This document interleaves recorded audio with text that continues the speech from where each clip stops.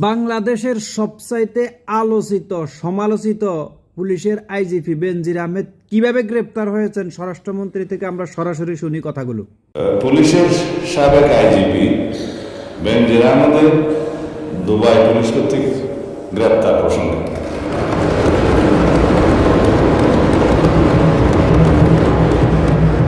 এই বিষয়ে আমি মহান জাতীয় সংসদকে অবহিত করছি যে বর্তমান সরকার দায়িত্ব গ্রহণের পর দুর্নীতি মামলায় অভিযুক্ত পুলিশের সাবেক আইজিপি বেনজির আহমেদকে গ্রেফতারের জন্য ইন্টারপোলের সাথে নিবিড়ভাবে কাজ করার জন্য নিয়োজিত পুলিশ হেডকোয়ার্টার্সের national central bureau NCB Dhaka কর্তৃক ইন্টারপোলে আবেদন করা হয়।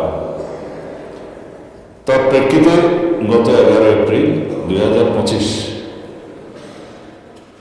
এটা 2025-এ পাঠানো হয়েছিল, আমরা এটা মনিটর করেছি।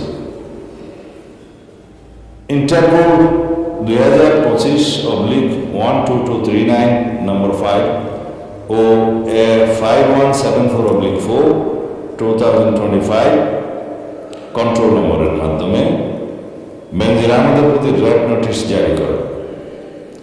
উক্ত রেড নোটিশের মাধ্যমে ইন্টারপোল কর্তৃক সংযুক্ত আরব আমিরাতের স্বরাষ্ট্র মন্ত্রণালয়কে অনুরোধ করা হয় গ্রেপ্তারের জন্য।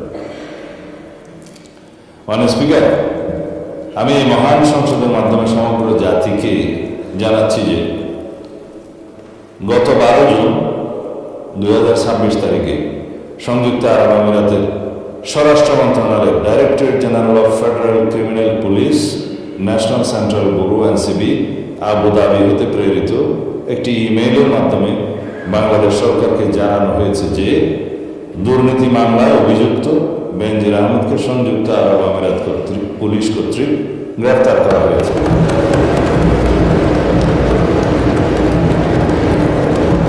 এবং তিনি বর্তমানে সেখানে আটক আছেন।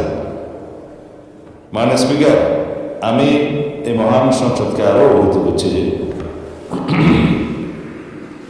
এনসিবি আবুধাবি জানিয়েছে যে ইউএই ফেডারেল ল নম্বর 39/2006 অনুযায়ী গ্রেপ্তারের তারিখ হতে 30 দিনের মধ্যে কূটনৈতিক চ্যানেলের মাধ্যমে আনুষ্ঠানিক এক্সট্রাডিশন রিকোয়েস্ট প্রেরণ করতে হবে।